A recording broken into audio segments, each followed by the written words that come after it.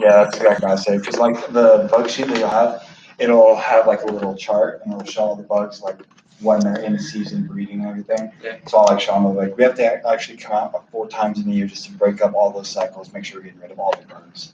Because if we come out once and we get rid of these bugs right now, they've all laid eggs by now. 2 months later, you're gonna have the exact same amount of bugs, if not more. Yeah, and you could bring up the whole lost, you knock them down, but they just keep coming back. Well, if you notice that after we knock them down, they just keep coming back 2 weeks later, 3 weeks later. Yeah. Something that our technicians can do for you is something called de-webbing.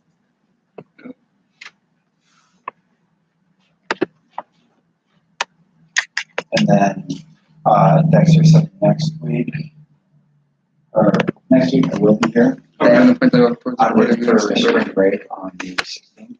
All right. So I'll be gone until 21st, and we have the, I will be invoicing 22nd, 23rd, 24th.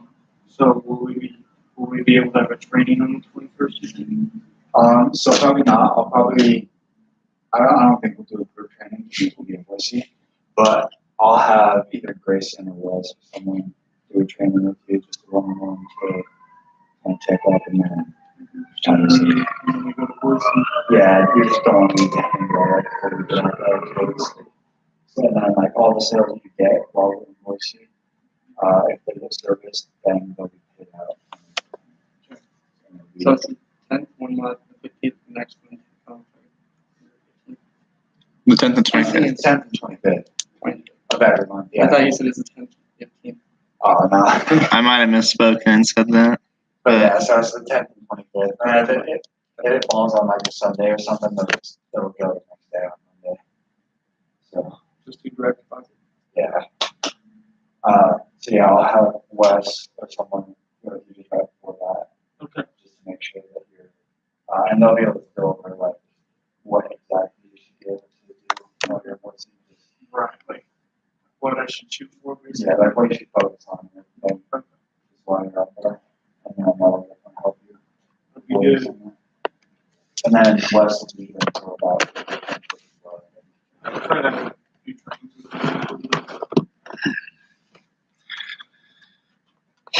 Cool. It's all set up. We're live. Yeah. Nobody's hopped on yet, but I just sent it. You got Dylan in the thumbnail. The sexy arm. Mm-hmm. The whole stuff and everything.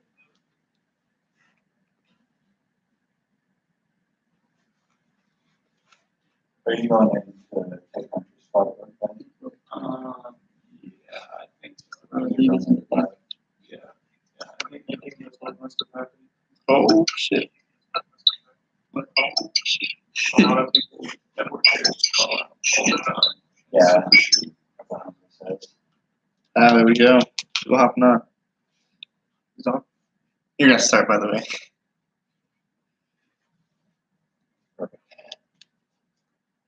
I don't know who's on.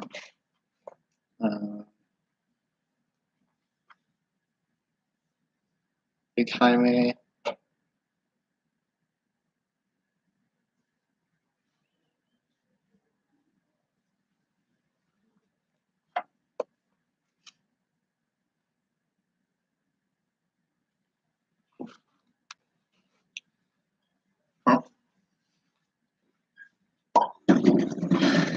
Want me to just go from here then?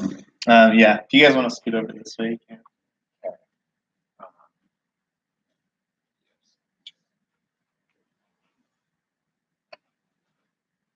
Or you can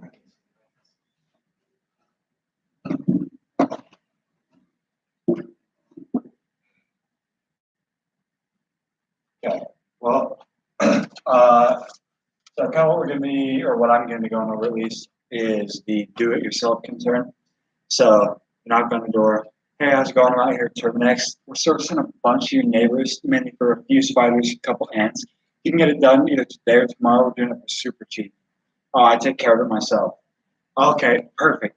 A lot of the neighbors have actually been kind of trying that as well. Are just using like some of the Home Depot products, like the Home Defense, and then they're gonna say yes because they don't know what they bought. And then from there, I usually go. Now, a lot of that stuff it works, but not super well, just because it is super watered down. So it'll drown a few of the bugs that you do see, but it's not gonna stick to them. They're not gonna carry it back to their nest or anything. Most of our products are actually dry products. So what it does is it'll break up and then it will stick to their hair follicles. That way, as they do move, whether it's in the yard or in the home, they'll track it with them throughout the nest and then back to the queen, and it'll be able to kind of help take care of them all from there. And kind of just one thing that makes it logical to the customer that I like to do is out in California, if they're making like $25 an hour and he comes out every 3 weeks to do it himself to spray his yard, and that takes him half an hour every 3 weeks. So after 6 weeks, that's 3 hours, and that's $75. Most people, they're going to value their time over anybody else's time, so they'd rather not waste their time. So I just explained, yeah, we'll come out 4 times in the year for $99 each time. So you're saving money, you're saving your own time. Plus, you don't have to come out here and deal with it yourself. And then if anything does ever pop up, you have a full warranty covered by us. We'll come out for free as many times as you need to make sure we kind of take care of it. So what I want you guys to do, I want you two to pair up and then try going over this one. And then I'll pair up with you, Dylan, we can go over it. Okay. And then for the guys at home, just do exactly what I did. Just practice saying both parts on your own. But make sure to use the body language and then the metaverbals as much as you can. I guess you could do both. No. Alright, so Not so loud. That's totally understandable. A lot of the neighbors, I feel you, a lot of the neighbors actually found that our products actually work a little bit better. We just do the extra thing. Your neighbors actually using home range. What product are you using? I don't know, using my Yeah, that totally makes sense. A lot of people, like I said, are using Raid right now. It's a great product because of actually the key ingredient, which is bufenthrin. It's really good for killing all those bugs that you see. But the thing is, that's actually 0.05%. When you take a guess at the other 99.95. Yeah, this is totally fine. It's just water. So basically, it's just a really good product that's super watered down. Where the difference is between our product and that normal product is our product actually attaches to the hair follicles, and then it'll actually take it back to the nest and then kill one. And then we'll treat you multiple times to break up that egg. If it's in the house, after you get that started, just make sure so like I said, the neighbors have actually found our service better and they don't know how to ask. So if you want to hop on our service in the afternoon, yeah. Yeah, like I say, oh yeah, it's just a spider. More about that's what a lot of you see how through these spider webs, are they around back to well? You can go from there. And then or you can just answer if you go into the regulation. Yeah, so I just kind of do myself. Yeah, I totally feel you there. A lot of the other neighbors have been practicing something about it works. It's like a more of a contact killer. Like over time. So the same, trying to spread the bugs that you see in areas where you should bugs are. That way when you come back, they'll keel over real quick. That's the problem is it doesn't stay for longer than like that. And that'll help you with how to grab where to go. The main differences between that product and our products is ours is residual. So it stays where we put it, and when the bugs track over it, it sticks to the hair follicles, and then we'll lead it back to the nest. Also, to the eggs. So every time we come out to service you, it's going to be breaking up the breeding cycles that the bugs that you have. Yes. Good. And then you can kind of, yeah. So like I said, a lot of the other neighbors have been liking this service with the extra things that we do. If we have a time slot open for the afternoon, that would work for you. Yeah. Okay.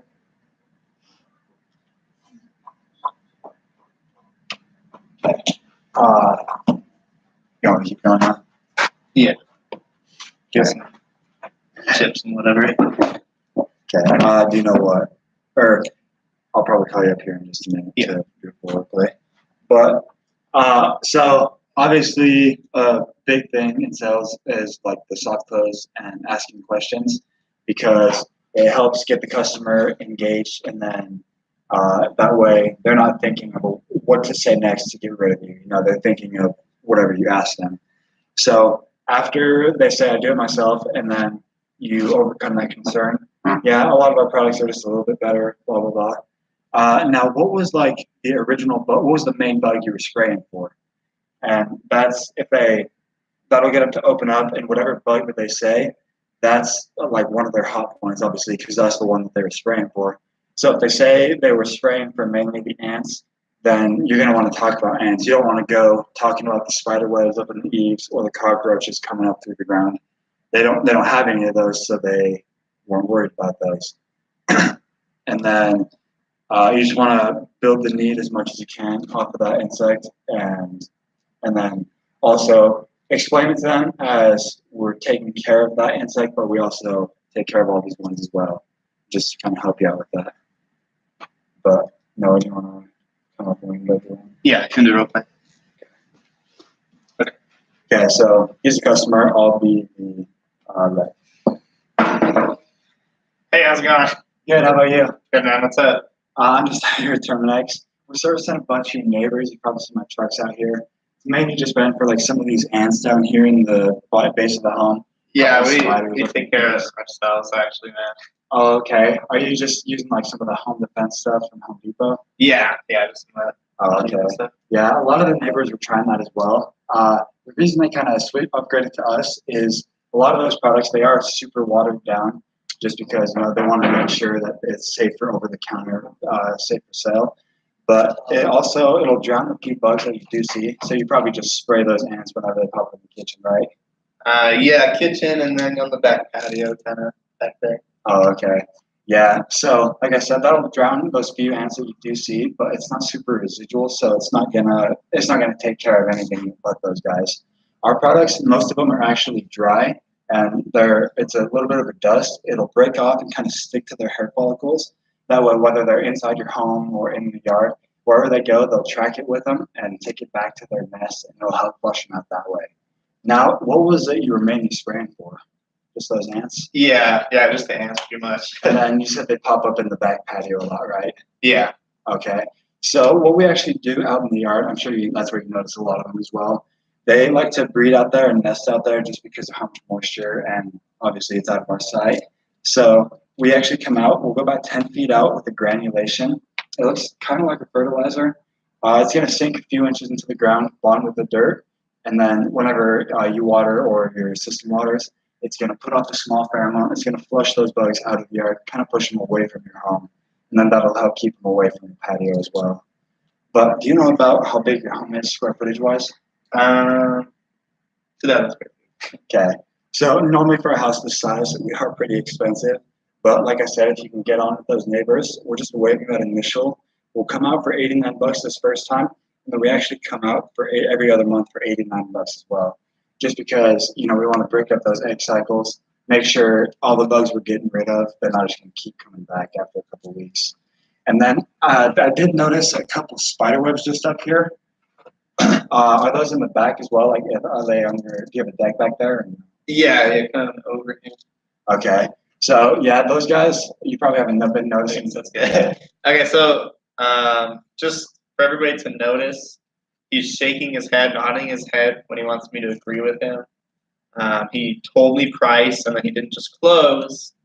He went into a whole nother sales cycle on a different bug. And so he assumed that I had ants, right? He said, I do it myself. He said, I'm sure you just spray the ants in the kitchen whenever they pop up, right?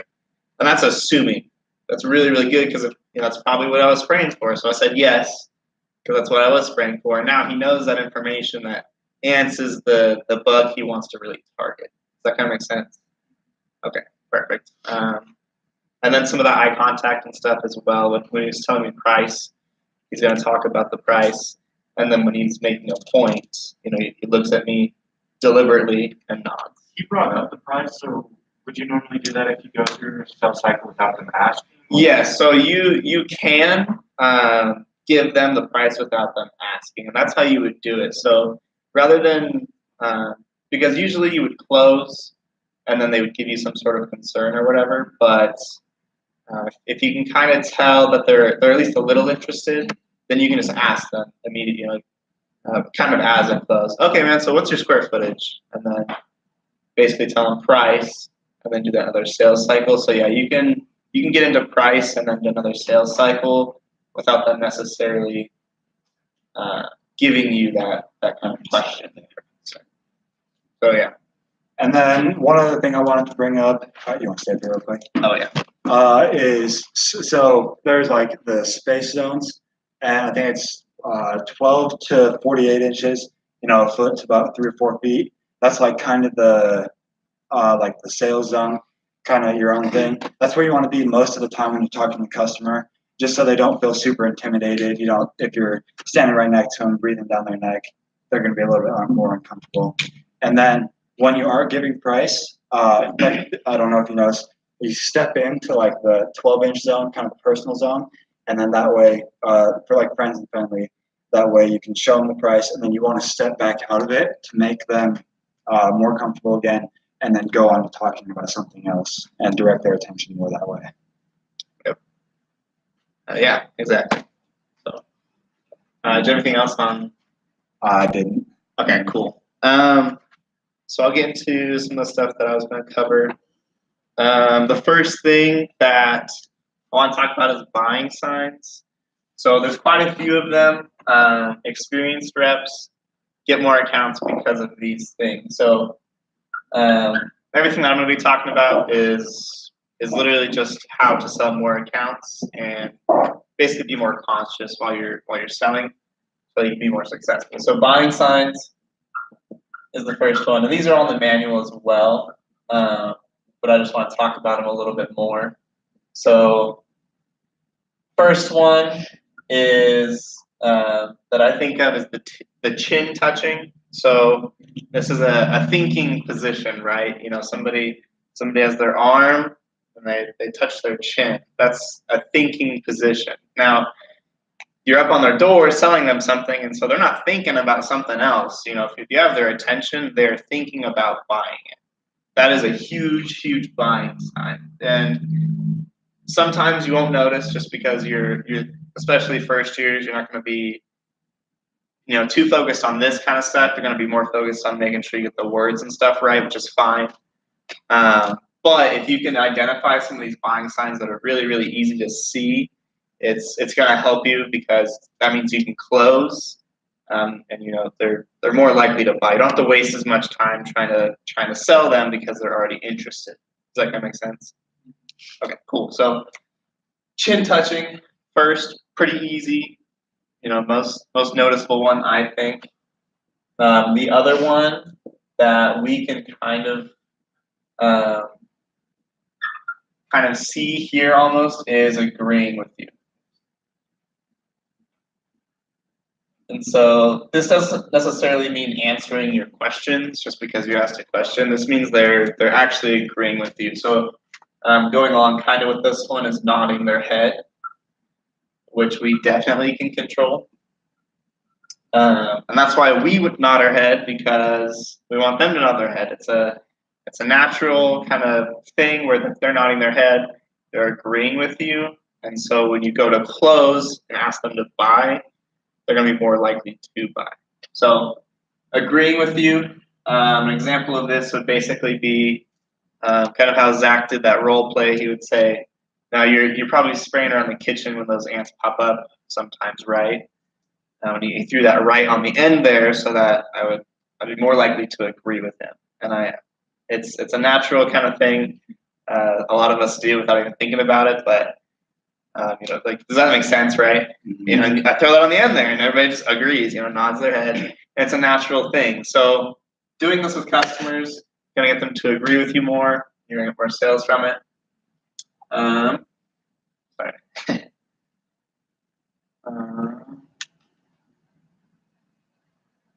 Okay, so those are my kind of main points on that one. Next thing I want to talk about is some stuff about us on the doors. So there's kind of 3 categories I want to go into. Your eyes, body language is the next one,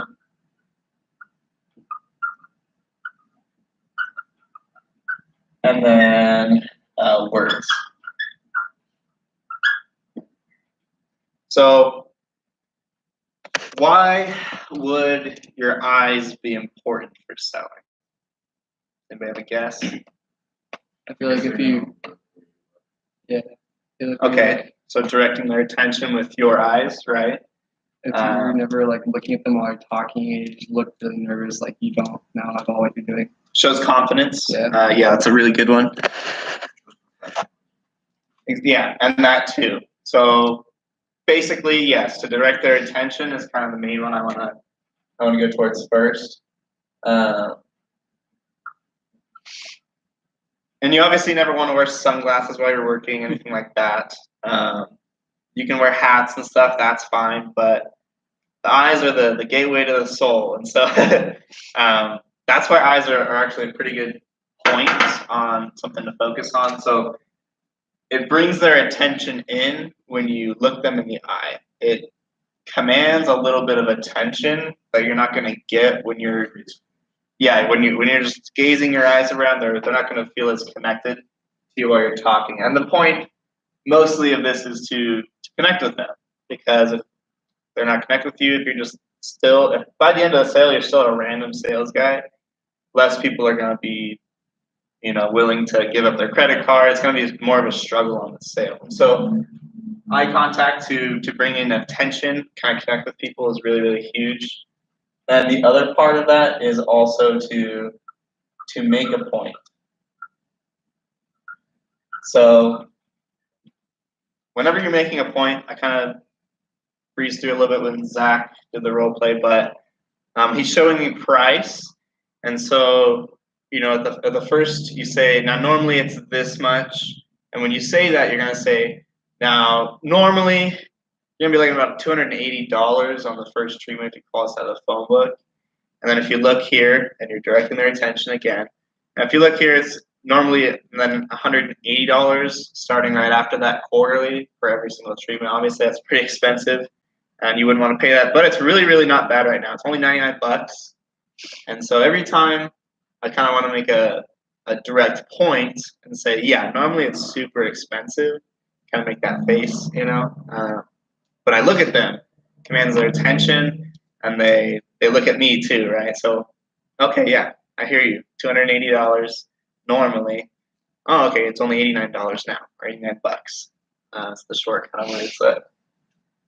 Yeah, basically, eyes connect you to the customer, and it's to help you also kind of control the conversation a little bit. So, anybody have questions on like the eye contact, things like that? Okay, cool. The next one I'm gonna go through is body language. The first one I'm gonna talk about is never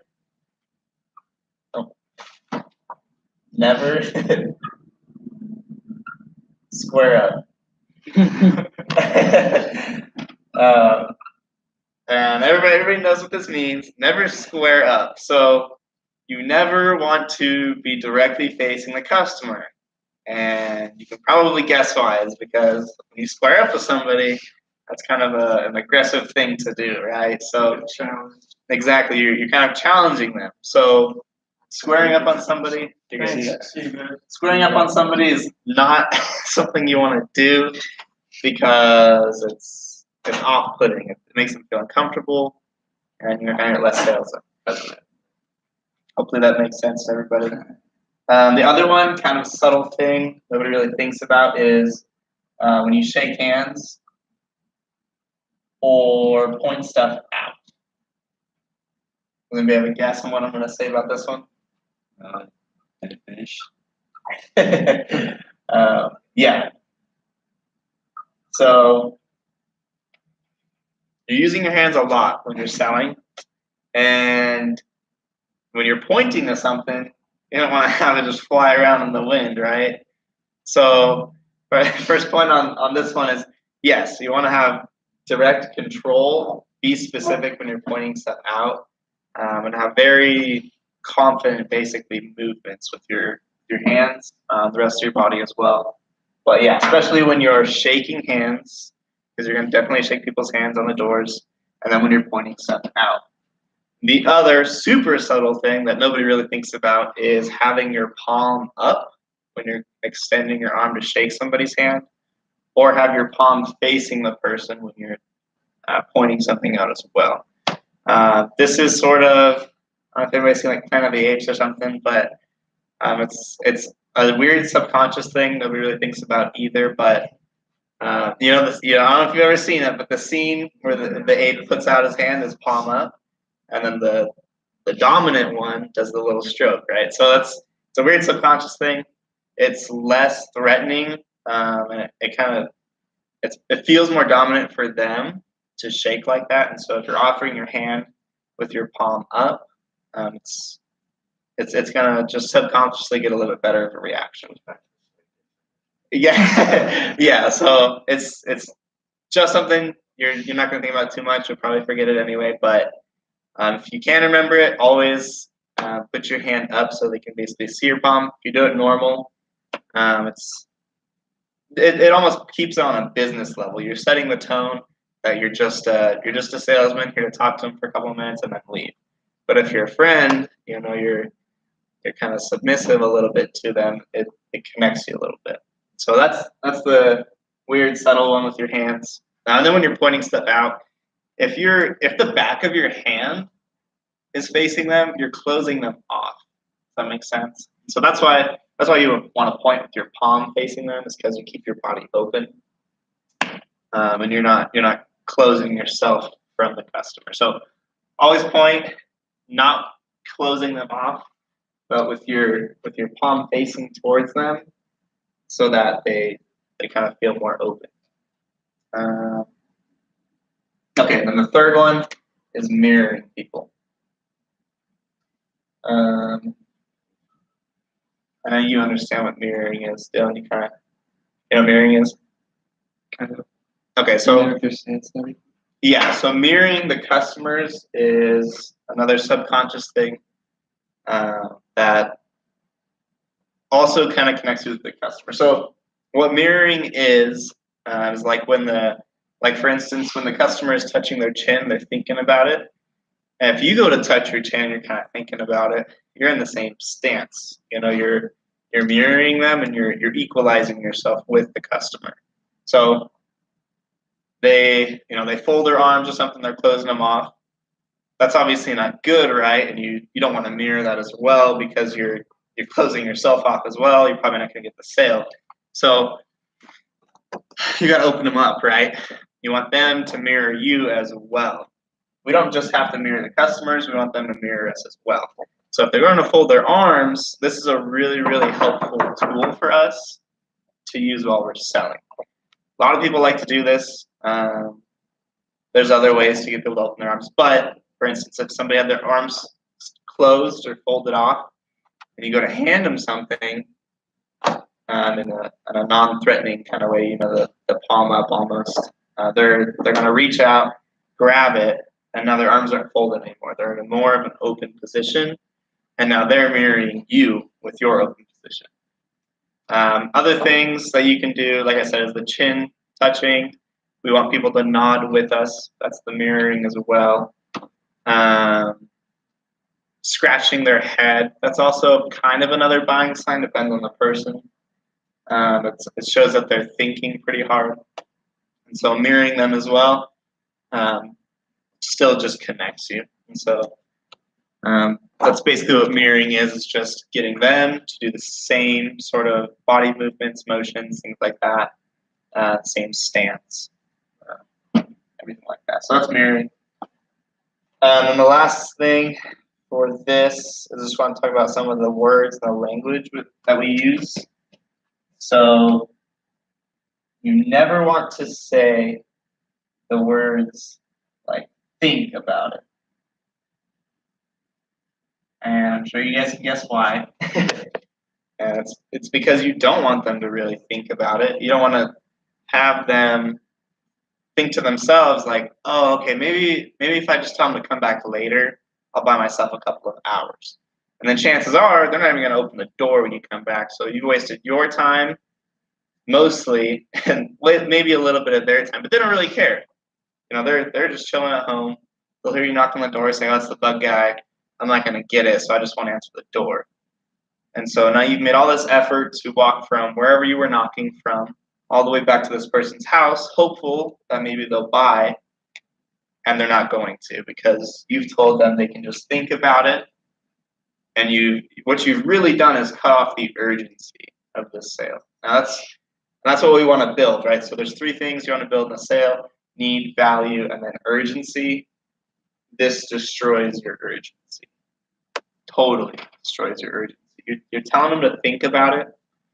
That's giving them time. Urgency is a really important part of the sale because we want them to make a decision now and not think about it too much. We're going to answer every question they have, every concern they might have, so they don't think themselves out of the sale. Does that kind of make sense? Okay, awesome. So never want to say words like that. Just think about it. Anything like that, you're shooting yourself in the foot. You're killing sales right there.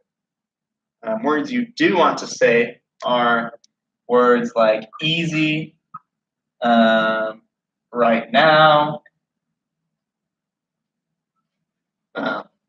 some more assumptive words. So this is like the transitional phrases where we say like, when my technician comes out. So when, it's not a matter of if, it's when we say that to customers.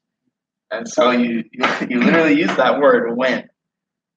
So when my technician comes out tomorrow, when the bugs get inside, when the rats eat your kid's toes off, whatever it is, it's a when. And this is helping build that urgency and being assumptive, which is a really important part of selling. So easy, right now, when, buy now, like BY, buy now. Like if this hasn't happened by now, it's not a matter of if, but when. It's words that are setting yourself up for the close so that they're thinking to themselves, you're painting a picture that they're going to get it. So words like this, super important. And then the other one is using their name in the right way. So you can make it super awkward if you don't use it correctly. But if you can catch their name at just, when you introduce yourself or something, maybe you saw their last name on the mailbox, things like that. You can say, okay, so Mr. Smith, I'll just let you know right now, like the neighbors were saying the same thing or whatever. And so using at a time where you want to connect with them a little bit, using their name is also pretty huge because you want to connect with the customer. So using the name at the right point in time is going to help you connect, make more sales. Does anybody have questions on that?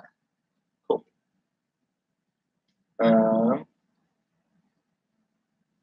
Okay, which leads me into being super assumptive, which goes along with the word. So being assumptive, like I said, like it says in the manual, it's a huge part of selling. What it does is paints a picture in their head that they're going to get it. And so I don't know if any of you have ever gone to buy a car or been sold anything. You're even at the clothing store, the shoe store. You try on a pair of shoes and you can see yourself wearing those shoes. People don't buy shoes that they've never seen before. They don't buy just random t-shirts and coats and stuff they've never seen before. You need to see yourself wearing it and you like it, So that's what we're doing with these customers. We're explaining to them why they're going to like it, and we're visualizing for them, giving them a picture. You're meeting the needs. So my technician's going to come out here tomorrow for you and then sweep down the entire eaves of your home, telling them that it's basically going to happen. You're painting the picture. They can see it getting done, and then they're going to buy because they see it happening. They see them liking it, and that's all it is. You can compare it to buying anything: shoes, clothes, a car. Nobody goes online, just types in like 2011 Ford Escape. Oh, it's got 50,000 miles. Cool, I'll buy it. They know what color it is, what the interior's like, is it trashed, everything like that. So that goes into being assumptive, is painting a picture for them so that they can see themselves buying. they don't really care too much what the service itself is, which is why you can lean on your technician. All they care about is that the bugs are gone. That's what you're painting a picture for, is that the ants, spiders, rats aren't going to be around anymore. So that's all they care about. That's what you're painting a picture for. And then you tell them how our service is going to do that.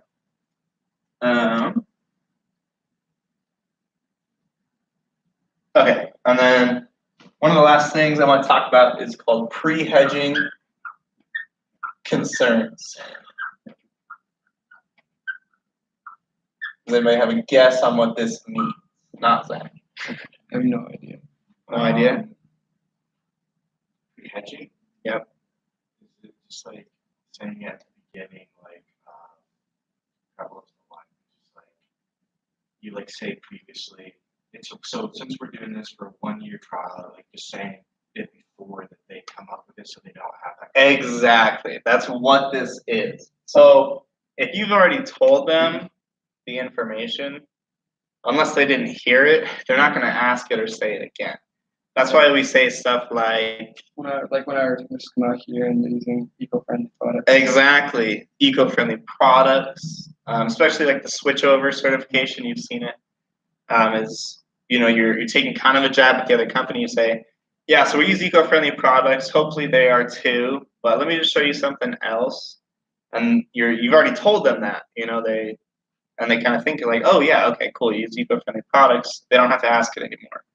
Year trial, they're not going to ask if it's for a year if you've already said it's for a year, right? As long as they're listening, which hopefully they are, use good eye contact. They're listening, they're engaged. You've told them this information, and they're not going to ask it again. So biggest concerns, easiest ones to pre-hedge are that one, the 1 year. The safety concern, so is it safe? And anybody have other ones that they think would be easy to do?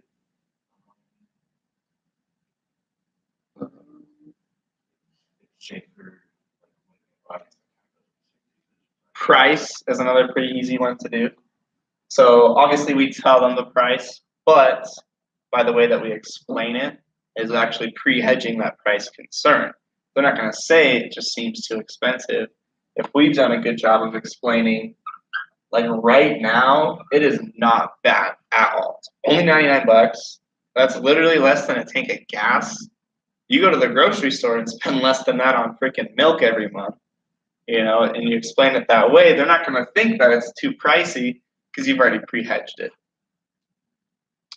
You have any other ones? Zach, you have any? You like to pre-hedge?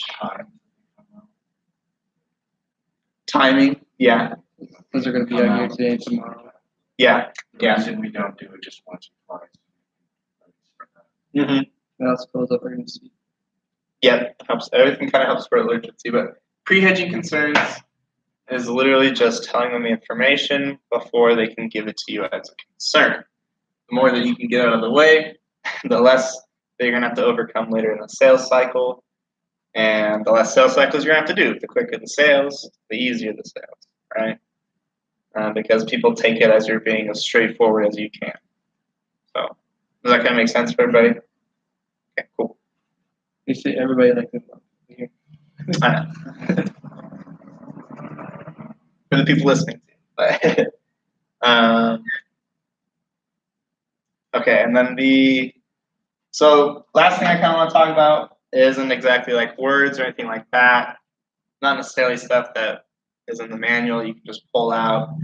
Maybe a little bit if you really think about it. But last thing I just want to kind of tell everybody is it's getting close to the summer. So we need to get done with the manual. We need to do some certifications. We need to, it's like 7 weeks away. For some people it's only 3, maybe 4 or 5, depending on kind of when you're going out. But most people it's about 8 weeks from now. We have half of March, 3 weeks in March, 4 weeks in April, and then maybe a week in May. So maybe 8 weeks. But it's getting close. Shout out to James. He's my furthest guy on training so far. He's done with all the certifications. We just got to do a couple of modules and stuff, and he's gonna kill it on the Boise preseason trip. But Oh, yeah. yeah, I just want to kind of emphasize training on everybody. If you feel like you're not getting enough training, tell whoever's training you. Tell a manager. Talk to a friend and say, hey, like I kind of feel like I need to practice some more. If you know somebody that's also doing it, especially the Moscow guys. But yeah, just tell somebody. If you need more training, you want more training, don't be afraid to ask. We're not gonna say no. We're not gonna be like, no, dude, I think you're okay. You'll do fine in the summertime. We don't have to worry about that. No, we're not gonna say that.